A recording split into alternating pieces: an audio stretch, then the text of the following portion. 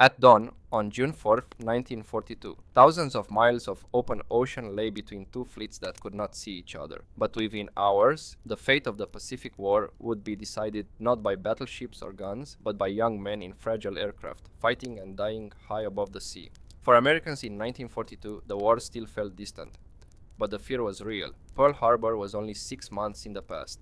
The smoke had barely cleared. The US Navy had lost much of its battleship force in a single morning, and across the Pacific, the Japanese Empire seemed unstoppable.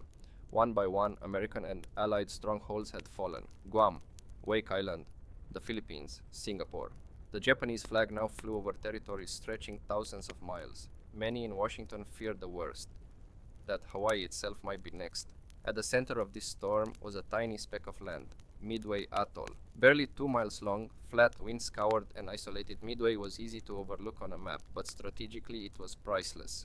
Located roughly 1,300 miles northwest of Pearl Harbor, Midway was the last forward American outpost guarding Hawaii.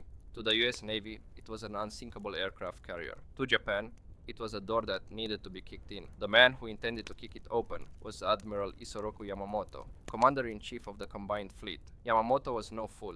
He had studied at Harvard, traveled extensively in the United States, and understood American industrial power better than most Japanese leaders. He famously warned his government that Japan could run wild for 6 months, but after that the outcome would be uncertain. By May 1942, Yamamoto knew time was running out. His plan, codenamed Operation MI, was ambitious and complex. Too complex, some of his own officers feared. The goal was to lure what remained of the US carrier force into a decisive battle and destroy it in one crushing blow.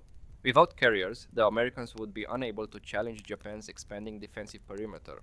Negotiations might follow, perhaps even peace on Japanese terms. The plan relied on surprise and on the belief that the US Navy was weaker, slower, and still reeling. But Yamamoto was wrong about one critical thing. The Americans were listening. Deep beneath the surface of the Pacific War, an invisible battle was already underway, a war of numbers, patterns, and patience. In a basement at Pearl Harbor, known as Station Hypo, a small team of cryptanalysts was working around the clock to break Japan's main naval code. Known as JN-25, the team was led by Commander Joseph Rochefort, a quite unconventional officer who preferred bathrobes to uniforms and intuition to bureaucracy. By late May 1942, Rochefort and his team had pieced together enough fragments to believe that a target, referred to as AF in Japanese communications, was about to be attacked. The question was simple. What was AF? Some in Washington believed it was Hawaii, others guessed the Aleutian Islands. Rochefort believed it was Midway. To prove it, the Americans set a trap. Midway sent an unencrypted radio message reporting a breakdown in its freshwater distillation system. Within hours, Japanese intercepts reported that AF was suffering from a water shortage. That was all the confirmation Admiral Chester W. Nimitz needed. Nimitz, recently appointed Commander-in-Chief of the Pacific Fleet, now faced an extraordinary decision. His forces were outnumbered. He had only 3 carriers available: Enterprise, Hornet, and the hastily repaired Yorktown, which had been damaged at the Battle of the Coral Sea just weeks earlier. Shipyard workers in Pearl Harbor worked day and night, patching Yorktown in just 72 hours. Some damage was cosmetic, some was not. But there was no time. Nimitz decided to fight. Quietly, without alerting the Japanese, the American carriers steamed northeast of Midway, positioning themselves for an ambush. The plan was simple in concept and terrifying in execution. Allow the Japanese to strike first, then hit their carriers, while their aircraft were away and their decks were vulnerable. It was a gamble that rested entirely on air power. This was a revolutionary idea in 1942. For decades, naval warfare had revolved around battleships, floating fortresses bristling with guns. But at Midway, the decisive weapons would be airplanes made of aluminum, fabric, and fuel. Many of the American aircraft were already obsolete. The TBD Devastator torpedo bomber had a top speed barely faster than some Japanese fighters. The F-4F Wildcat was rugged but slower and less agile than the famed Mitsubishi A6M0. The pilots knew this. Most of them were in their early 20s. Many had less than a year of combat flying experience. Some had never landed on a carrier at night. And yet, they were about to face the most experienced naval aviators in the world. Men who had flown combat missions over China, Pearl Harbor, and the Indian Ocean. Japanese confidence was high. Their carrier force, the Kido Butai, was the most powerful naval air arm ever assembled. 4 fleet carriers, Akagi, Kaga, Soryu, and Hiryu, carried over 240 aircraft and crews who believed victory was not just likely but inevitable. What neither side fully understood was that the coming battle would not be decided by perfect planning or superior machines. It would be decided by confusion, by timing, by courage, and by moments in the sky that lasted only seconds, but changed history forever. As June 4th approached, the Pacific Ocean was calm, the sky was clear, and somewhere beyond the horizon, two forces moved toward each other, unaware that the age of the battleship was ending, and the age of air combat at sea was about to be written in blood over Midway. As dawn broke on June 4th, 1942, the calm that had settled over the Pacific concealed a storm already gathering in the air. Just before 4:30 a.m., aboard the Japanese carrier Akagi, signal flags snapped in the wind. Flight decks came alive. Engines roared, one by one, aircraft rolled forward and lifted into the pale morning sky. The battle for Midway had begun. Vice Admiral Chuichi Nagumo, commander of the Japanese carrier strike force, launched the first wave, 108 aircraft bound for Midway Atoll. They included dive bombers, torpedo bombers, and the elite Mitsubishi A6M Zero-fighters that had dominated the skies since the opening days of the war. Their mission was clear: neutralize Midway's airfields, destroy American aircraft on the ground, and prepare the way for invasion. At 5:34 a.m., Midway's radar picked up the incoming formation. It was one of the first times radar would play a role in naval aviation combat. The warning came just in time. Sirens wailed across the atoll as Marines and sailors scrambled to their aircraft. Planes were launched not in coordinated squadrons, but in whatever order they could get airborne. Precision gave way to urgency. What rose from Midway that morning was a mismatched collection of aircraft, some modern, many obsolete. Marine pilots flew F-2A Buffalo fighters, already considered inferior to the Zero. Others climbed into F-4F Wildcats, sturdier but slower than their Japanese counterparts. Bombers followed, B-26 Marauders, B-17, Flying Fortresses, and aging torpedo planes. The men who flew them knew the odds. They flew anyway. High above the atoll, the first dogfights erupted. Japanese Zeros swept down with devastating efficiency. The Buffaloes were outclassed, losing speed in turns and altitude in climbs. Many Marine pilots were shot down within minutes. Lieutenant Charles Swede Larson, a veteran Marine aviator, later recalled that the sky was filled with parachutes and falling planes. In one morning, Marine fighter squadrons on Midway were nearly wiped out, yet the defenders inflicted damage. Anti-aircraft fire from the island was fierce. Japanese aircraft returned to their carriers riddled with holes. Several were lost, and most importantly, the attack failed to fully neutralize Midway. Its runways remained operational. American aircraft were still flying. Shortly after 7 a.m., Nagumo received a message that would shape the battle. Midway was not destroyed. A second strike would be required. At the same moment, another report arrived. An American surface force had been sighted. The message was incomplete. No carriers were confirmed, but the implication was alarming. Nagumo hesitated. His aircraft were returning from Midway, low on fuel. Below deck, reserve aircraft were armed with torpedoes, intended for enemy ships. Now, Nagumo ordered them rearmed with bombs for a second strike on the island. Torpedoes were removed. Bombs were brought up. Fuel hoses snaked across hangar decks. It was a dangerous, time-consuming process, and it would soon prove fatal. Meanwhile, American carrier forces were already launching their own aircraft. From Enterprise, Hornet, and Yorktown, squadrons took off in waves, climbing into the vastness of the Pacific. Navigation was primitive. There were no GPS systems, no real-time coordination. Pilots relied on dead reckoning, stopwatches, and instinct. Many would never find the enemy. The first American attacks came from Midway-based aircraft and were brutally ineffective. Torpedo planes flew straight and low toward the Japanese fleet, making them easy targets. Japanese fighter pilots, veterans of years of combat, tore into them with precision. Of the torpedo bombers launched from Midway, nearly all were destroyed. But these attacks had consequences the Japanese could not immediately see. Zeros were drawn down to sea level. Fuel was burned. Pilots grew tired. Japanese combat air patrols were stretched thin, constantly reacting to new threats from multiple directions. Then came the carrier-based torpedo squadrons. From Hornet, Torpedo Squadron 8 flew into history. 15 TBD Devastators, slow and vulnerable, pressed on without fighter escort. One by one, they were shot down. Only a single aircraft, piloted by Ensign George Gay, survived. He ditched in the ocean and watched the battle unfold from the water. clinging to a seat cushion. From Enterprise and Yorktown, the story was much the same. Torpedo squadrons were annihilated. They scored no hits. By conventional measures, these attacks were failures. But in their sacrifice, they achieved the impossible. They pulled the Japanese fighters low.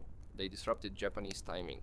They forced Nagumo's carriers into constant evasive maneuvers. And they bought the one thing the Americans desperately needed: time. Above the chaos, unseen and unchallenged, American dive bombers were still searching for the enemy. They were lost, scattered, and nearly out of fuel. Some pilots considered turning back. Then, by chance or fate, a single Japanese destroyer racing to rejoin the fleet left a white wake across the ocean. The Americans followed it, as the Japanese fleet below continued to fight off attackers.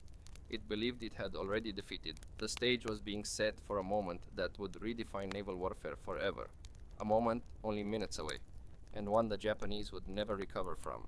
The American dive bombers came out of the sky like ghosts. At approximately 10:22 a.m. on June 4, 1942, after hours of confusion, missed rendezvous points, and desperate searching, squadrons of SBD Dauntless dive bombers finally found the Japanese carrier force. Fuel gauges hovered near empty. Some pilots had already resigned themselves to ditching in the ocean on the way home. Few expected what they were about to see.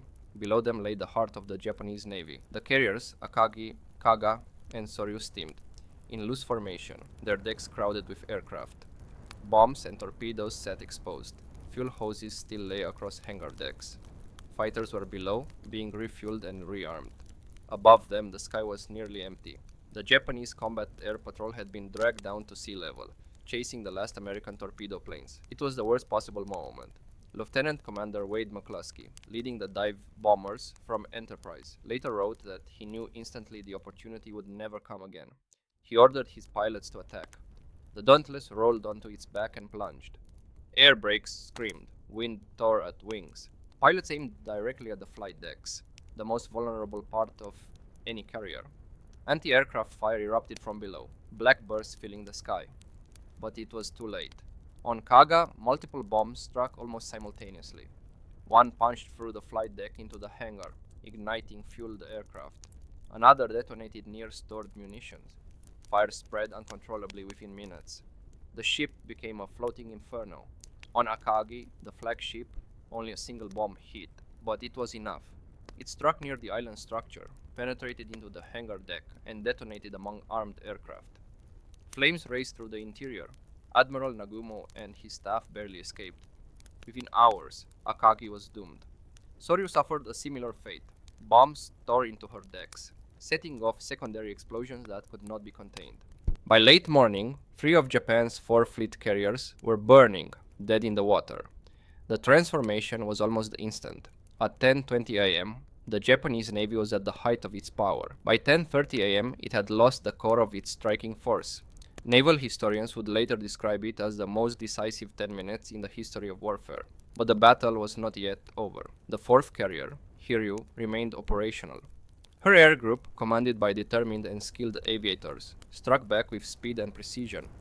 2 waves of aircraft found the American carrier USS Yorktown. Bomb hits crippled her.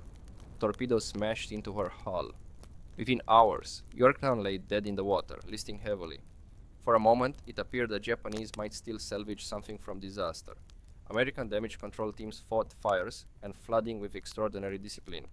Yorktown was partially restored, only to be struck again. Eventually, she would be abandoned, not from immediate sinking, but from cumulative damage that made survival impossible. Days later, a Japanese submarine would finish her with torpedoes. Yet, Hiryu had revealed herself.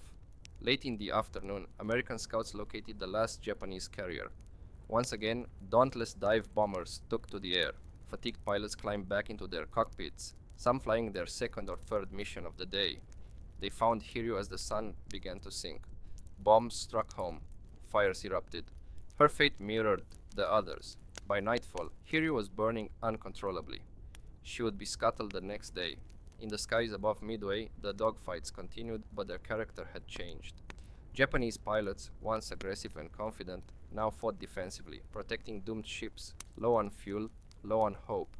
American pilots, many of whom had expected to die that morning, now realized they were winning. The cost, however, was staggering. American torpedo squadrons had been virtually annihilated. Squadrons that had existed that morning were gone by noon. The men who flew them knew they were unlikely to survive. They flew anyway. Their sacrifice had stripped the sky of Japanese fighters at a critical moment. Japanese losses were even more devastating in the long term. Along with the carriers went hundreds of experienced aviators, men who could not be replaced. Japan's naval aviation had been built on elite training and combat experience. Midway shattered both. One Japanese officer would later write that the defeat felt as if the sun had fallen from the sky. The ocean below absorbed the wreckage of two great air fleets. Planes burned, sank, and vanished beneath the waves. The sea returned to silence, but the balance of the Pacific War had shifted permanently. The age of the battleship was over. From that moment forward, control of the sea would belong to whoever controlled the sky above it.